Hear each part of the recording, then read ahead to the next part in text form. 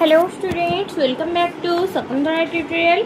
आज हमें कुंतला कुमारी सावत का संपर्क में एमसीक्यू डिस्कशन करबा।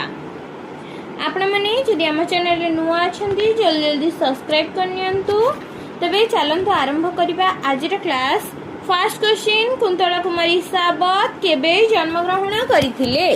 कुंतला कुमारी सावत 1900 मसीहा रे जन्म ग्रहण करथिले। केबे मृत्युवरण करथिले? 1938 मसीहा रे मृत्युवरण करथिले, अर्थात तांकर जीवन काल खूब स्वल्प थिला। नेक्स्ट क्वेश्चन देखिबा, कुंतला कुमारी सावत केउठारे जन्म ग्रहण करिथिले? दांडमुकुंदपुर, बर्मा, जगदलपुर, कटक। आंसर हबो जगदलपुर। कुंतला कुमारी सावत जगदलपुर ठारे जन्म ग्रहण करिथिले। नेक्स्ट क्वेश्चन, कुंतला कुमारी सावतंकु 1925 मसीहा रे पुरीर महिला बंधु समिति द्वारा केउ उपाधि रे सम्मानित करा जाइथिला? उत्कल भारती, झंकार पुरस्कार, साहित्य भारती, अतिबड़ी। आंसर हबो उत्कल भारती। कुंतला कुमारी सावतंकु 1925 मसीहा रे पुरी महिला बंधु समिति द्वारा उत्कल भारती उपाधि रे सम्मानित करा जाइथिला। नेक्स्ट क्वेश्चन, कुंतला कुमारी सावतंक प्रथम कविता संकलनर नाम कौन?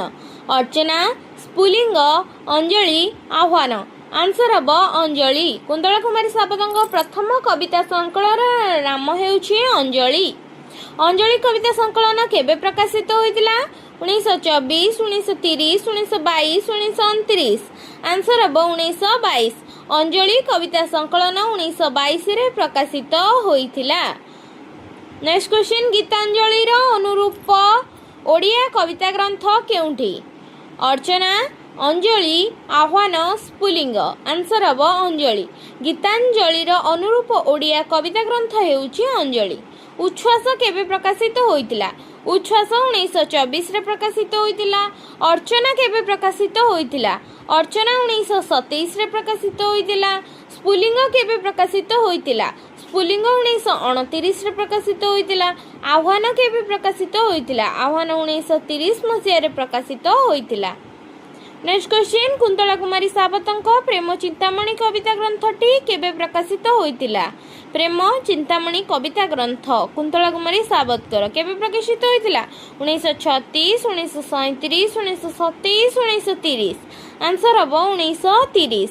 कुंतला कुमारी सावतंक प्रेम चिंतामणि कविता ग्रंथटी 1930 रे प्रकाशित होइतिला। नेक्स्ट क्वेश्चन, ओडियाଙ୍କ कांदणा कविता ग्रंथर स्रष्टा किए? मायाधर मानसिंह, गोदावर्ष महापात्र, कुंतला कुमारी सावत, गंगाधर मेहर। आंसर हबो कुंतला कुमारी सावत। ओडियाଙ୍କ कांदणा कविता ग्रंथर स्रष्टा कुंतला कुमारी सावत। केते मसीहा रे ओडियार कांदणा कविता ग्रंथ प्रकाशित होइतिला? 1936, 1930, 1937, 1922। आंसर हबो 1936। 1936 मसीहा रे ओडियाଙ୍କ कांदणा कविता ग्रंथ प्रकाशित होइतिला।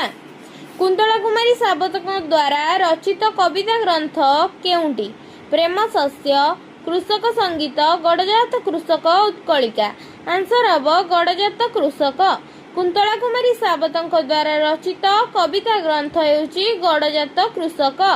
गडजात कृषक कविता संकलनटी केबे प्रकाशित होइतिला? 1931, 1935, 1937, 1929। आंसर हबो 1937।